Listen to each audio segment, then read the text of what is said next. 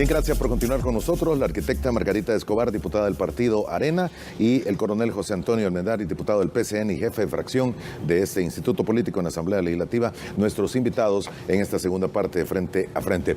Arquitecto, coronel, feliz año, bienvenido y buenos días. Muchas gracias, Moisés. De igual manera, feliz año y, por supuesto, al coronel y a la estimable Qué audiencia. gusto de tenerlo aquí, coronel, también. Gracias, ingeniero, por la oportunidad. Margarita, un placer estar con usted. Gracias. Pueblo salvadoreño, muchas bendiciones. Mire, hablábamos en la pausa comercial y ojalá no diga algo que no debo, pero usted, militar, estuvo aquí el contraalmirante, también militar, y me vengo a enterar que el arquitecto es hija de un militar muy conocido. Y no solo conocido, de la gente que nosotros vimos que era de los más capaces, el ejemplo que teníamos y lo queríamos mucho. Wow. Que en paz descanse mi amado padre Roberto Escobar García. Roberto Escobar García. Sí, le decían el Pato. El Pato Escobar. ¿El Pato Escobar? Fue diputado. Sí. Fue diputado y se sentaba en el curul donde me siento yo ahora. Ah, no me diga. Sí, imagínense qué datos históricos más increíbles. Qué bueno, qué gracias. Bueno, el agradecimiento que estén con nosotros esta mañana. Hay muchos temas, el conflicto en el Medio Oriente, hay unos temas de coyuntura legislativa nacional. Digo, ¿por qué el conflicto de Oriente Medio? Porque usted tiene experiencia militar y porque ella ha sido también parte de las relaciones diplomáticas de este país en su determinado momento. Pero no puedo dejar de abordar, y quiero la opinión de ustedes y que lo digan como lo sienten, de lo que se ha mencionado mucho por investigaciones periodísticas en los últimos días de los casos de nepotismo en Asamblea Legislativa. Comienzo con usted, coronel. Bien, sí. Inclusive en un medio escrito salió de ciertos problemas que teníamos en la fracción. Y quiero agradecer y felicitar al medio porque con el derecho de respuesta por la ley de rectificación y respuesta, que por cierto, Moisés, cuando se quiso penalizar el trabajo periodístico, fuimos nosotros. Los que impidieron que sucediera. No, de que no se diera eso, sino que se sacara la ley de rectificación y respuesta, que es una forma también de proteger a la persona tal vez de algunas cosas que salen que no son correctas, o la respuesta. Bien, con esa ley nosotros pedimos la rectificación y respuesta al medio, y quiero felicitarlo porque de una forma responsable hoy lo hacen, en la que se decía que nosotros teníamos todavía en planillas a 2 sospechosos de la muerte del señor Moncho Curi. Y del no, diputado Curi. Exacto, y siguiendo el debido proceso, porque no solamente se puede hacer de un plumazo, ellos fueron suspendidos en junio y fue hasta en octubre que desapareció también. Junio pasado. Junio del año pasado, desapareció. Con respecto a otra muchacha que fue capturada por tráfico ilegal de personas, pues en el juicio no fue decretada prisión formal, sino que medidas sustitutivas. El debido proceso dice, y por resolución de la Sala de lo Constitucional, no podemos quitar a una persona, sino que hasta hoy que ya cumplió su contrato, entonces no se le prorrogó. Bien, con respecto a tener personas de parientes o amigos, para eso, en tiempo de campaña se habló, por cierto, el doctor Portillo Cuadra la presentó, una ley contra el nepotismo, porque tiene que haber un balance. ¿En qué sentido? Si un pariente, amigo, hasta hijo, tiene las, ¿cómo se llama? Digamos, todas las habilidades, capacidades, y el puesto de una persona de confianza. No tiene nada de malo. No tiene nada de malo. Lo malo siempre es... que haya pasado por un proceso y exacto, que como le dijo el señor presidente de la Asamblea, ahora diputado Mario Ponce, de que se va a calificar la persona que ingrese. De aquí en adelante se va a calificar la persona que ingrese, conste. Eso no es novedoso. Cuando estaba de presidente el licenciado Ciro Cruz Cepeda, las gerencias de recursos humanos, todo, de UAS y todo eso, no se daban porque alguien lo pedía, sino que había una oficina que en base, de la redundancia, a sus bases de datos, nos recomendaba No era gente que propuesta por ningún diputado ni fracción, no, que en el tiempo de él toda esa gente llegaba de esa forma, o sea, una gente calificada, así llegó de la UASI, llegó de recursos humanos, llegó de ¿cómo se llama? De lo que es la computación, ¿cómo se llama? En la informática. En la informática, así llegaron de esa forma. Entonces, yo creo que deberíamos retomar esa ley, ¿verdad? en que da los parámetros de cómo contratar sin ser también injustos con parientes y amigos que sí llenan los requisitos. Tiene usted toda la razón. Y que continúe. Y evitar lo que está pasando. Antes de darle la palabra al arquitecto, solo por lo que mencionaba el diputado presidente, don Mario Ponce, ayer, aquí hay esposas de periodistas, digo, esposas de magistrados, esposas de no sé quiénes, funcionarios más de gobierno, pero es que no es cuestión que sean esposas de periodistas o de presentadores, creo que fue la palabra que dijo, pero que los haga públicos. O sea, ¿cuál es el problema? Si tienen la capacidad, que se queden. Si no la tienen, hay que averiguar por qué están en el cargo, porque al final no es dinero ni suyo, ni de ella, ni de nadie, es dinero de todos, es dinero del Estado con el que se está pagando. Así es opinión personal, naturalmente. Así es, pero como usted dice, también hay que ver si fueron contratados por su capacidad. Exactamente. Arquitecto. Mire, el nepotismo es algo que debe erradicarse del país en todos los órganos de Estado, no solamente en la Asamblea Legislativa. Y la única forma de hacerlo es a través de dos leyes importantes. La primera es la presentada por Arena sobre nepotismo. Y la segunda es la ley del servicio civil, que va ordenando el servicio civil, valga la redundancia, de acuerdo a las capacidades, de acuerdo a la experiencia, de acuerdo a los salarios, de acuerdo a los años y al escalafón que un servidor público pueda tener al prestarle. Esto se llama profesionalizar el servicio público de El Salvador, no solamente en la Asamblea Legislativa, sino en todas las entidades públicas. De tal manera que esto se resuelve a través de una ley de aplicación general. Primer punto. Segundo punto, Moisés, yo no creo que el hecho de decir aquí hay esposas de periodistas es una aseveración que automáticamente descalifique a una persona. Sí, no es. No puede ser. No lo es. No puede ser. O aquí hay esposas o esposos de magistrados. De magistrados. Bueno, nombran que las esposas son las contratadas, pero pueden ser los esposos. Ahí hay un tema de género, es un tema de la capacitación que pueda tener esa mujer o esa profesional para ser contratada.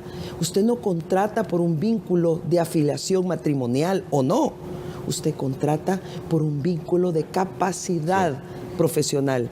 Entonces yo creo de que hay que tener mucho cuidado, porque el derecho al trabajo es para todas las personas. Y el hecho de ser esposa de un periodista o de un presentador no significa que sea malo, que usted está haciendo un acto corrupto o que esa señora profesional no esté capacitada para ejercer su trabajo. Y a mí me gusta ser un poco justa en mis valoraciones, porque cuando se generaliza de esta manera, pues francamente esto quería decir que la gente que ya trabaja, sus cónyuges, no pueden encontrar trabajo en ninguna parte porque inmediatamente se tomaría como un acto de corrupción. Y eso no es correcto. Sí, eso no debe ser así. Y hay una cosa también, ingeniero. Fíjese que, bueno, yo cuando tomé la jefatura de fracción ya me encontré con cierta carga que tenía el partido, y cuando quisimos bajar la carga, nos topamos con que una resolución de la Sala de lo Constitucional de los anteriores magistrados no nos permitían hacer esa... Yo le decía, ¿cómo es posible que si alguien firma un contrato que comienza en enero y vence en diciembre, no pueda terminar el contrato? Terminar el contrato, ¿no? Que tiene que seguir los 3, 4 años. Entonces ha costado también, porque esas cosas a mí me parece que tanto es inseguridad laboral, el que lo quieran recortar sin respetar un contrato, también es inseguridad jurídica para cualquiera, que saber que no vale un contrato que diga que tiene un vencimiento. Que finalice en tal fecha. Y también hay otra parte en la que algunas acciones que puedan tomar administradores de instituciones del Estado tengan que responder patrimonialmente como persona por un mal procedimiento. O sea, si usted quita a alguien, se va a la sala de lo contencioso y la sala de lo contencioso dice, reinstálese, es usted al que le va a tocar pagarle de su dinero, Sí. no de la institución. Por eso hicimos una reforma al reglamento interior de la Asamblea, que es ley de la República, aunque se llame reglamento, en la que pusimos que las personas que nosotros contratamos son personas de confianza, que significa que terminan cuando uno termine, ¿verdad? O sea, terminó mi periodo, ya no fui diputado, pues esa gente tiene que irse. No quedan cargadas a la Asamblea como está pasando ahorita. Pero yo también sí quiero agregar una cosa, perdón, Moisés. En los casos donde hay una violación a la ley o un hecho flagrante de nepotismo sin capacidad para ejecutar el cargo, no puede ser tampoco. Sí.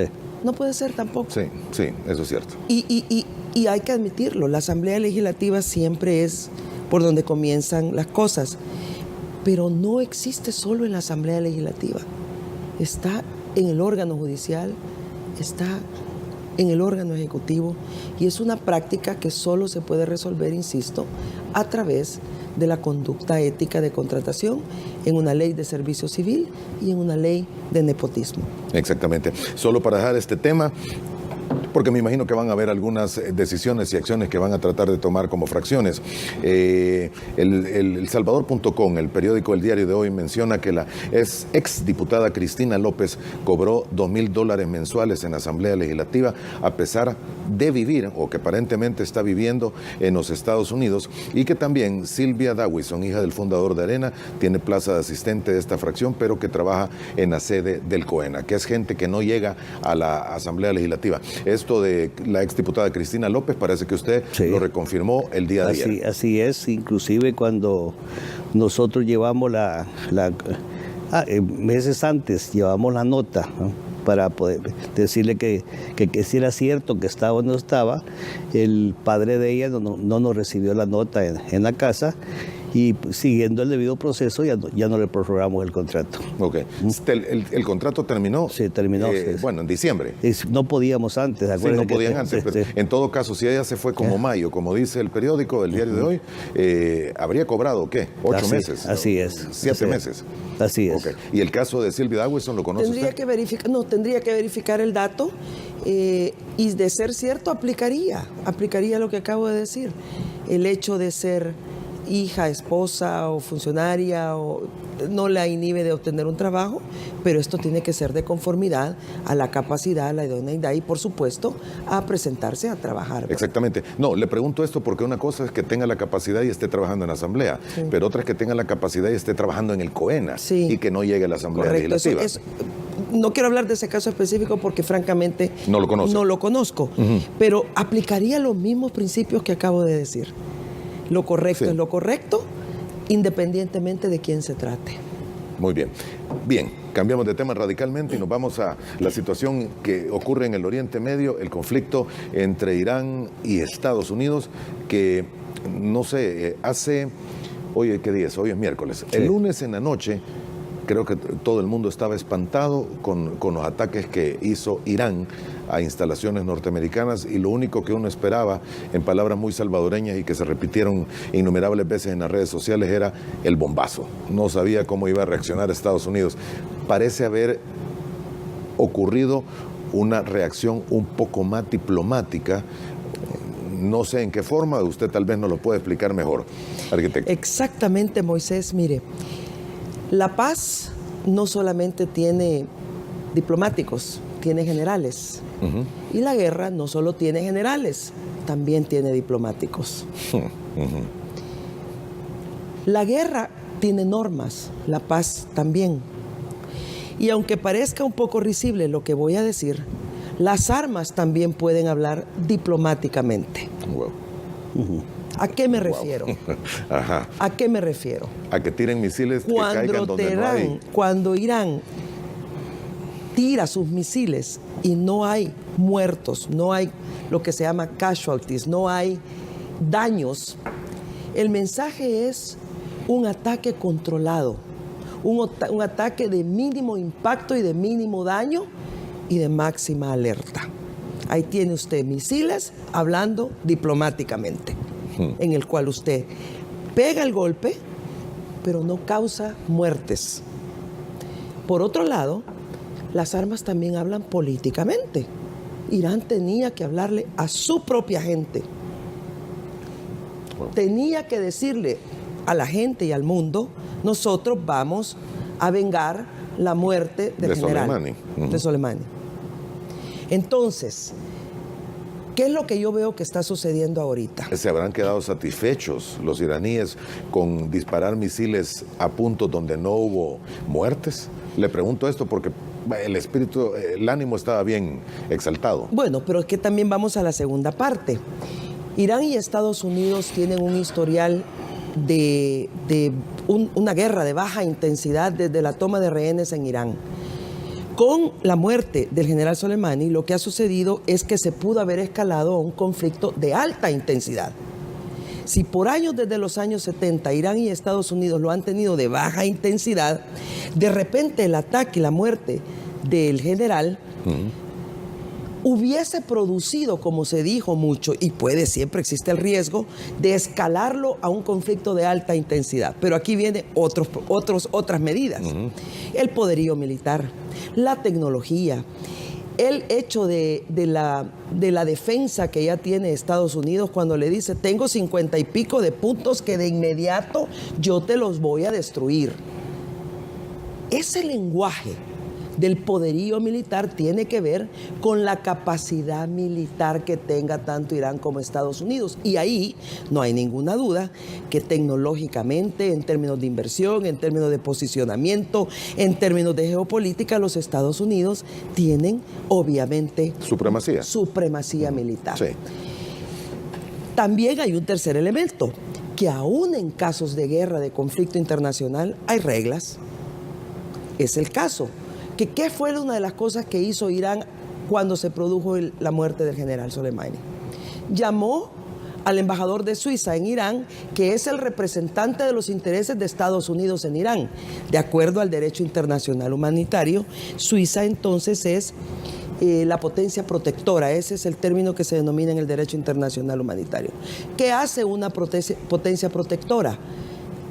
Es Suiza, que representa los intereses de los Estados Unidos en Irán, pero fíjese que también Suiza representa los intereses de Irán en Canadá. ¿Qué hace entonces Suiza? Suiza, que por años se ha considerado y declarado un país neutral, es decir, que no toma parte en ningún conflicto internacional, tiene las garantías para servir como vocero, representante, cuidador, árbitro, llevador de mensajes, mediador, buenos oficios ante una guerra. Y esta potencia protectora fue llamada por Irán para hacerle ver el descontento que tenía el régimen, porque de otra manera, cuando dos países se declaran en guerra, anunciada o no anunciada o de hecho, ¿cómo se van a comunicar entre ellos? Sí. ¿Cómo van a tratar el tema de la aplicación de rehenes, de heridos, de traslados, de acceso, de hospitales, las normas de la guerra? ¿Cómo se las van a comunicar? Y el interés del país representado, en este caso de Suiza, que representa a Estados Unidos en Irán. Hay condiciones para ser potencia protectora, no es así nomás. Uno es el tiempo, otro es la exactitud y precisión del mensaje. La potencia protectora no puede modificar ni una coma un mensaje recibido, o un mensaje llevado, o un análisis. Tiene que llevarlo, no es cuestión de... Tiene que tener absoluta confianza, y son las normas y reglas que deben cumplirse de conformidad al derecho internacional. Debo agregar que Suiza no es un país que es novato en este tipo de representaciones, no. Suiza está actuando desde el siglo antepasado como una potencia protectora en diferentes conflictos de carácter internacional. Así es de que, repito, así como la paz tiene generales y embajadores, la guerra no solo tiene generales, sino que también tiene embajadores. La guerra y la paz también tienen normas. En el caso de la guerra es el derecho internacional humanitario y los derechos humanos. En el caso de la paz, pues todo el componente de derecho internacional que rige las relaciones diplomáticas normales, comerciales, tecnológicas, de cooperación, de desarrollo, que regulan el mundo. Qué interesante. Y la guerra y la paz, por último, también tienen emisarios. Bien, coronel. Bien, Margarita dice de las leyes, que en la guerra hay leyes, sí. ¿Qué ponencia la que nos ha dado Margarita? Sí, exacto, por supuesto, siempre ha sido así. Existen leyes de la guerra, pero para la guerra regular. O sea, para conflictos internacionales, ejército contra ejército. Hay que hacer también aclaración. Para lo que nunca ha existido es para la guerra irregular, para lo que es guerra de guerrillas. Para eso no hay normas ni nada. En una guerra regular, después de un combate, tiene que haber un cese de fuegos, para que la Cruz Roja o las mismas fuerzas lleguen a recoger sus heridos. Se supone que el herido no puede ser rematado. Se supone que un prisionero de guerra no puede ser ocupado posteriormente. Bueno, y tampoco no puede ser ocupado para hacer, digamos, trincheras o obstáculos para sus tropas, contra sus propias tropas. Y existe una serie de leyes o de normas en una guerra regular. Hablando de la guerra de Irak, pues era preocupante, no solamente porque se podía haber generado una tercera guerra mundial, como se decía, porque cada quien tiene sus aliados y aliados poderosos, ¿verdad?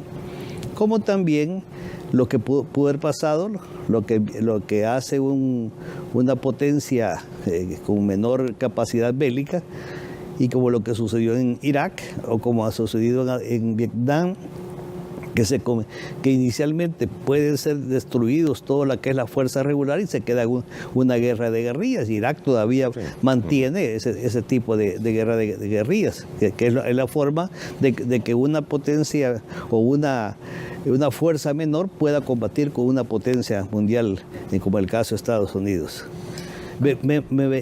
Yo veía que en este conflicto en Estados Unidos estaba también la demócrata, ¿cómo se llama?, del Congreso de Estados Unidos. Pelosi.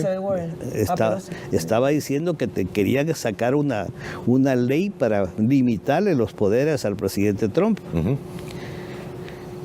Y como dice Margarita, en la guerra hay también, digamos, cancilleres, y también en la paz también hay armas. Claro. O sea, nosotros nos dicen, prepárese en la paz para la guerra, para evitar la guerra. ¿Por qué? Cuando alguien es fuerte, dicen, mejor no nos podemos meter a pelear con ellos. Es una forma también de evitar la guerra. Pero quiero decirle que con mucho orgullo, recién llegado al Congreso, a la Asamblea Legislativa, vimos que no existía estas normas para poder ir a la guerra o manejar un ejército, manejar la defensa nacional. En 1969, ¿cómo fue el conflicto con Honduras? ¿Quién la manejó? ¿Quién lo ordenó? ¿Ya? Entonces, debido a eso, yo propuse la ley de la defensa nacional, que es el que está vigente. En esa ley dice que la primera ofensiva en caso de un conflicto es el canciller. No lo maneja el ministro, no es el presidente el que dice vamos a ir a la guerra y declaramos la guerra. En la Asamblea también, entre las atribuciones de la Asamblea también está autorizar ir a la guerra. En otras palabras, en nuestro país no es decisión del presidente entrar en un conflicto armado internacional, sino es siguiendo ya las reglas de la ley de la defensa nacional. Y por cierto, en esto que pasa en Irán, Irak, no dejaba de confundirnos hace tiempo, porque ¿cómo es posible que Estados Unidos, aliado de Irak, pero llevando armas a Irán? Uh-huh. Entonces uno dice, ¿cómo es esto? Por cierto, yo estuve 2 veces en Irak. ¿En Irak? En Irak, pero ya como diputado, porque quisimos ir a ver qué estaban haciendo nuestras tropas allá en Irak. Y a mucho orgullo, decían, estaban reconstruyendo Irak. No, por lo que vi cómo estaba el pueblo de mal, y lo que hacían nuestras tropas era construcción de Irak, porque hacían carreteras donde no había potabilización del agua. Me impactó que el río Tigris, que es tan famoso porque decía que entre el Tigris y el Éufrates estuvo el Edén, ¿verdad?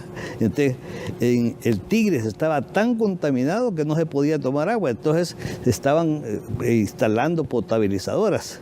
Pero lo que más me impresionó, y hablando de Irán, Irak, es que en el lugar donde se hacían los desfiles de Saddam Hussein, estaban miles de cascos incrustados en el suelo, y entonces las tropas siempre desfilaban sobre los cascos de los iraníes que estaban incrustados en el suelo. ¿Sí? Yo tal vez solo quiero discrepar un poquitito en cuanto a las normas de un conflicto de baja intensidad o irregular. También aplica el derecho internacional humanitario y también aplican los derechos humanos. Hay otras reglas que son el derecho de guerra, y etcétera, etcétera, que no, definitivamente que no. Perdón, Margarita. Pero el derecho internacional humanitario sí aplica. Es que sí hay, pero nunca se ha respetado. Pero ese digamos sería otro debate. Pero de que existen normas para la guerra, para la paz, regular o irregular, sea el conflicto nacional o internacional, sí existen. Y particularmente derecho internacional humanitario, los 4 convenios de Ginebra y el conjunto de derechos humanos. No, y usted lo decía, Coronel decía, vaya, el socorro humanitario, por ejemplo, en un conflicto de baja intensidad o irregular, existe tanto en el irregular como en un conflicto internacional de carácter regular. Ahora bien, que unos lo respetan y otros no, son otros 100 pesos, que es el caso de lo que podríamos decir aquí en El Salvador. Así es. ¿Verdad? ¿Por qué? Porque no existe la responsabilidad al Estado, no existe la responsabilidad que existe para el Estado de la fuerza irregular. Así es. Exactamente. Entonces no se sienten responsables, entonces se sienten libres para hacer matancingas, agarrar prisioneros, torturarlos y no cumplir con las reglas del derecho internacional humanitario. No así cuando es la fuerza del Estado la que está en un conflicto. La que sí está sometida y afirmada. Correcto, porque el Estado sí es sujeto de responsabilidad internacional por la no aplicación de la norma internacional. Pero también hay que advertir que eso está cambiando, porque el mundo ha evolucionado tanto, hasta tal manera que a través de la justicia hoy se está avanzando mucho más para también hacer responsables de manera penal, internacional e individual a los irregulares, aquellos miembros irregulares que cometieron atrocidades durante un conflicto de baja intensidad. Hay que ver qué termina sucediendo sobre ese tema con la ley de reconciliación aquí en el país. Claro, también. El mundo de los derechos humanos y de la convivencia pacífica del mundo continúa su evolución, definitivamente. Bien, tengo que hacer la última pausa comercial. Vamos a volver en aproximadamente 40-45 segundos. Sigue con nosotros.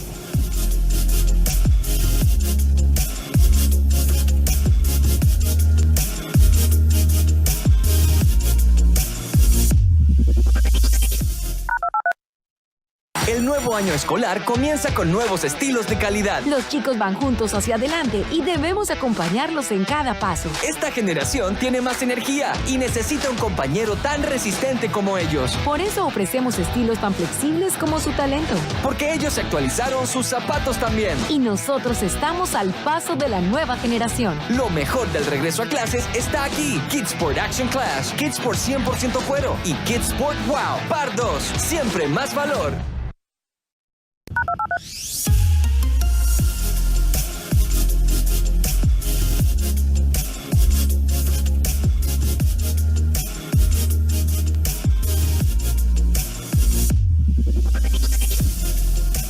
Muy bien, gracias por continuar con nosotros. Parte final de nuestro programa de esta mañana con 2 diputados, la arquitecta Margarita Escobar, diputada del Partido Arena, y el coronel José Antonio Almendari, diputado del PCN y jefe de fracción de este instituto en Asamblea Legislativa.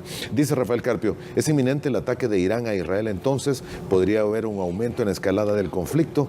Estados Unidos, y la otra parte que usted mencionaba, siempre ha buscado la unión de otras naciones para apoyarla en coalición, ya sea en trabajos de reconstrucción o en la guerra misma. ¿Será que El Salvador va a volver a caer en este tema? No, yo creo que por la forma que se han desarrollado y gracias a Dios que Estados Unidos están ya, no bajando, yo siento que ya bajaron, bajaron, y yo siento que a lo mejor también cada digamos Estados Unidos como Irán buscaron el apoyo de sus aliados y los aliados como el caso de Rusia y todos ellos le dijeron no, calmado, es que esto no trascienda. Y como decía Margarita, exactamente militarmente se hace también una demostración de fuerza, en este caso de ese ataque que hubo bien planificado de tal manera de no provocar mayor daño, sino que a lo mejor para decirle a su población hicimos algo por lo que nos hicieron, ¿verdad? Entonces yo no creo que esto continúe. Ojalá que no pase gracias más. A Dios, sí. Sí, definitivamente que el tema del Medio Oriente, la paz en el Medio Oriente es un tema de preocupación permanente del Consejo de Seguridad de Naciones Unidas. Esa zona también tiene aliados, como decía el coronel Almendaris. No es un tema exclusivamente bilateral entre Estados Unidos e Irán. Afectaría el mundo entero si se produjera una escalada del conflicto internacional en el Medio Oriente. Así es de que creo que cuando ya hay fuerzas, acciones y reacciones y entran militares, diplomáticos, países, alianzas, geopolítica, pues puede y se miden las consecuencias de llegar a una eventual escalada en el Medio Oriente, pues las repercusiones serían verdaderamente graves. De producirse un ataque en Israel de manera directa por parte de Irán, digamos en este caso, o de los amigos de Irán, pues evidentemente que eso produciría también una reacción, comenzando por el propio país afectado. Pero hay que seguir confiando en la capacidad del ser humano, de la prudencia, de llamar a la paz, no desconocer los peligros de la guerra y de la inminente riesgo que existe en el Medio Oriente. Yo estoy segura que hoy, a pesar que han bajado las aguas, el riesgo y la amenaza está muy latente. Está latente. Está latente.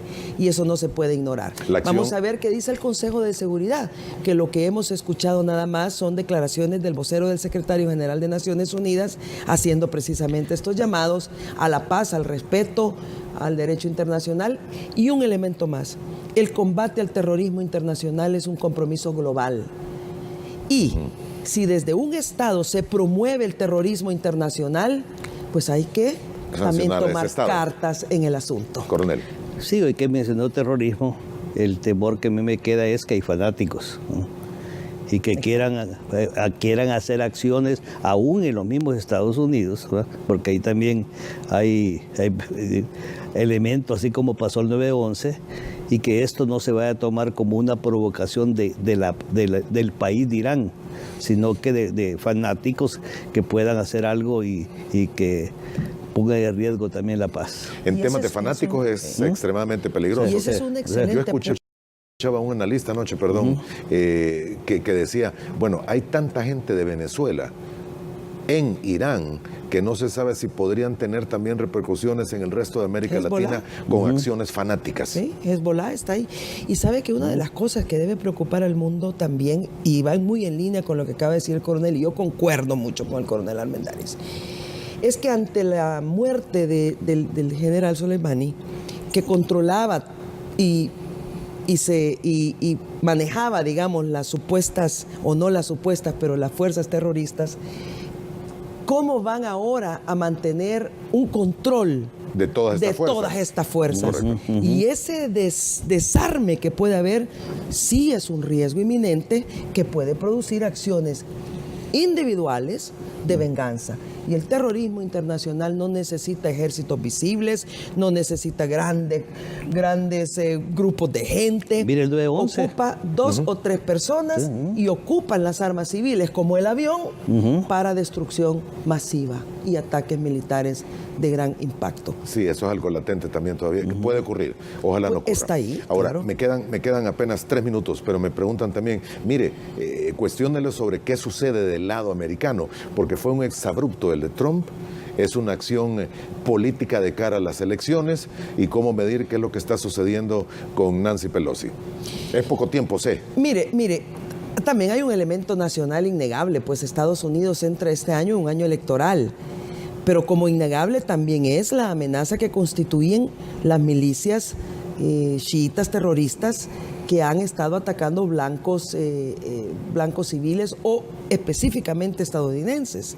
Se habían producido también algunos ataques en la embajada de Estados Unidos, así es de que hay una mezcla de todo y no se puede, en un análisis amplio como lo que usted hace, Moisés, no se puede negar ninguno de estos elementos, ni el elemento de amenaza terrorista hacia Estados Unidos y bienes o personas estadounidenses, ni el elemento electoral. Electoral, exactamente. Mucho menos con el corto tiempo que existe para llegar a las elecciones. Coronel, termino con usted. Sí, la realidad es esta. Yo creo que el presidente Trump midió riesgo también, porque hay una situación. Claro. No iba a llevar como una propuesta de su reelección a Estados Unidos a guerra, sino que, como él mismo dijo, que era una forma de proteger también todos aquellos ataques terroristas que se estaban desarrollando. ¿Y quién los estaba controlando? Soleimani. Entonces vamos a ver si eso se para, por lo que decía, o que no se vaya a tomar el fanatismo como una continuación de la guerra. Puede ocurrir, coronel. Así es. Puede ocurrir. Y ya históricamente hay algunas experiencias en las que se ha dado precisamente que el fanatismo ha sido el que ha gobernado. Así es. Bueno, Dios quiera. Ahora, el lenguaje de los misiles, como usted lo mencionaba, y los misiles hablan diplomáticamente también. También, ajá. Y parece que es lo que ocurrió, bueno, con el ataque de Irán. Es un ataque calculado. Sí, un ataque calculado. No se reportan víctimas. No. Hay quienes han tratado de relacionar con la caída de este avión ucraniano, sí. Que algún misil pudiese haber interferido con el accidente que tuvo, pero parece ser llevado al extremo y jalar la pita para tratar de llevarlo. Inevitable. Sí, inevitable. Le agradezco. Gracias por haber estado con nosotros. Muchas gracias. Muy amable. Un verdadero gusto estar también con el coronel. Qué plática más interesante desde otro punto de vista de lo que está sucediendo al otro lado del mundo. A usted, amigo televidente, gracias por habernos acompañado. Son las 7 de la mañana con 57 minutos. Hacemos un corte comercial y dentro de un par de minutos estará con ustedes Viva la